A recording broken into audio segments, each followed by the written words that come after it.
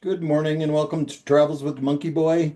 Returning again to Tanzania in January 1998. Okay, let me take you day two. We had set our alarm clocks, and it's lucky we did. We were to be ready to go on a game drive at 8 a.m., which meant being at breakfast by 7:30.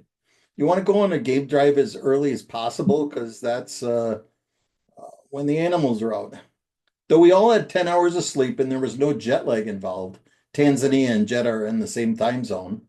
I think we would have kept sleeping until noon. Day one was hard. Still, when we got up and showered, I think everyone felt refreshed. We went down to breakfast, and though it was nowhere near as good as dinner the night before, they did have pig products. Bacon is haram in Islam and so delicious. So we were happy. The driving was easy today. The hotel overlooks the crater, and the road down into the crater is maybe a 15-minute drive. The descent into the crater had us driving through a fairly dense forest. The floor of the crater is like prairie land. Much of the African veldt reminded me of eastern Colorado or Montana. Not 5 minutes outside of our hotel, we in the Land Rover spotted a couple of elephants feeding. They were kind of hard to see because of the thickness of the vegetation, but we were all excited. 5 minutes after that, we could see why the guide was impatient at us stopping to see the elephants. The floor of the crater was incredible. There were literally hundreds of zebras and wildebeest just standing and watching us. Both the Land Rover and the minivan had pop-up roofs, so you could stand on the seats and have an open air experience with the wildlife. And at this first major wildlife encounter, we popped the roofs, took pictures like crazy, and watched the menagerie.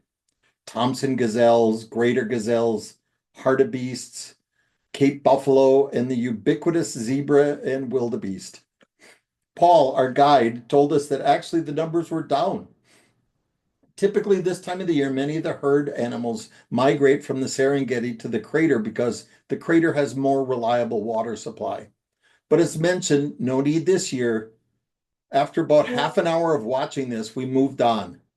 As we drove down the road, we saw a jackal and a hyena, and then a pride of lions. We sat for a while to watch the lions, but they just kind of laid there. So we moved on.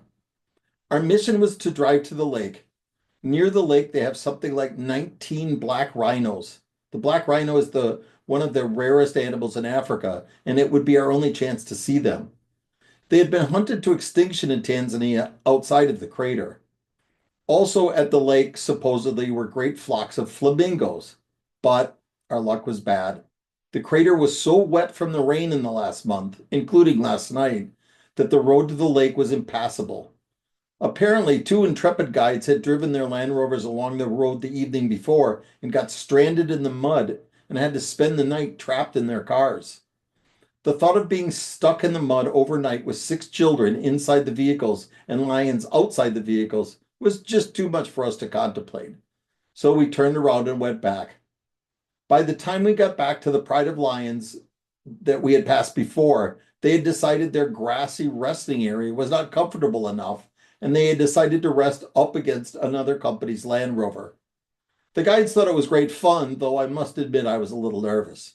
I mean, our roof was open, and these are really big cats. We watched for a little while and then decided to go for an early lunch. They brought picnic lunches from the lodge for us, and we drove to a smallish lake to eat. The lake was full of hippos, and it was one of the few chances we had in the whole trip to get out of our vehicles. They don't mess around in Africa with people contacting the animals. I'm not sure a lion is much more dangerous than a grizzly bear or a Cape buffalo more dangerous than an American bison. And we sure have no problem with people hiking around Yellowstone or Glacier National Park. Here, they get panicky. If you walk 20 paces away from your hotel, really, they have signs all over the lodges that say, "Don't get off the path." And the drivers, for the most part, won't even let you get out of the car to pee. Maybe it's just that there are so many more wild animals here, and those darn lions will eat anything. Grizzlies, for the most part, won't hunt you, but a lion will. And there's a lot of lions here, something like 4,000 in the Serengeti alone.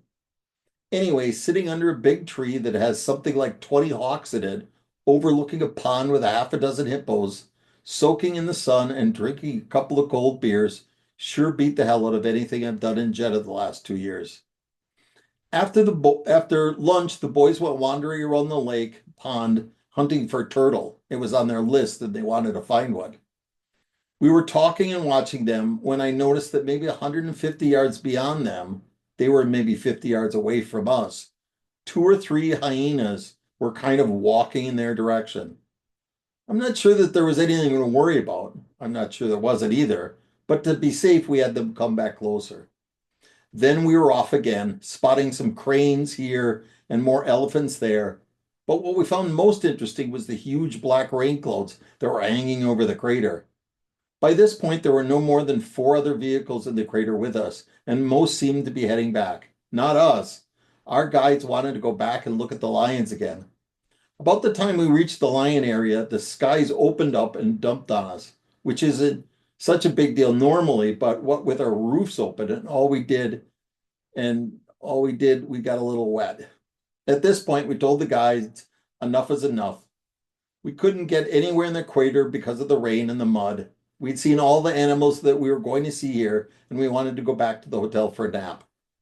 On the drive back, we did spot a rhino, or kind of. Using my new powerful binoculars at the very edge of their range, I could see that there was a mama and baby lumpy thing. Still, Paul assured us it was a rhino, and the boys happily marked it down in their books. We got back to the lodge about 3, and at the rim of the crater, you only looked down at the rain. In fact, one point we saw a beautiful rainbow. The kids went swimming, and the parents, or me at least, got loopy drinking gin and watching another glorious sunset. The dinner that night was as good as the previous one, and we all went to bed at peace. Okay, I'm going to quickly share a couple of things with you. Let's take a look at the map again.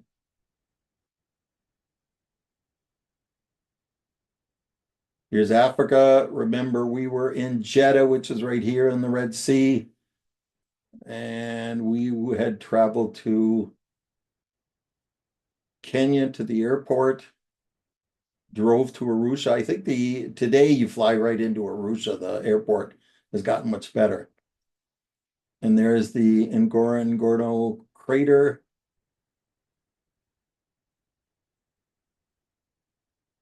And as I mentioned, we were up here on the rim, and the drive down was very quick, only like 15-minute drive. And I'll just share a couple of pictures with you as well.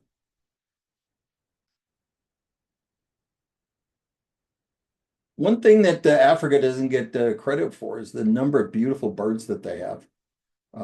Africa's wildlife situation is just magnificent. Here's the African bluebird.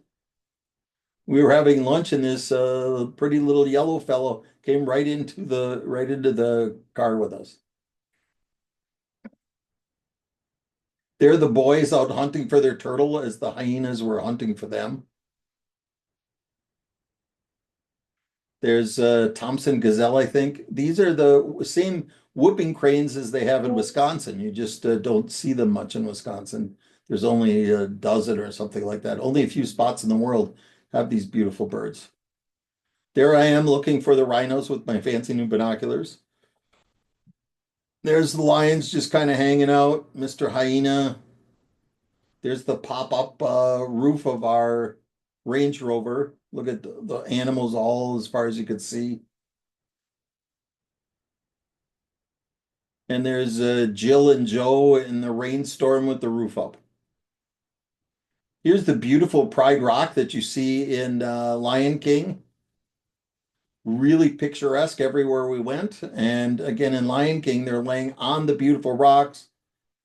For us, they're just laying in the mud next to the vehicles. Anyway, that's all for today. More tomorrow. Thanks for coming.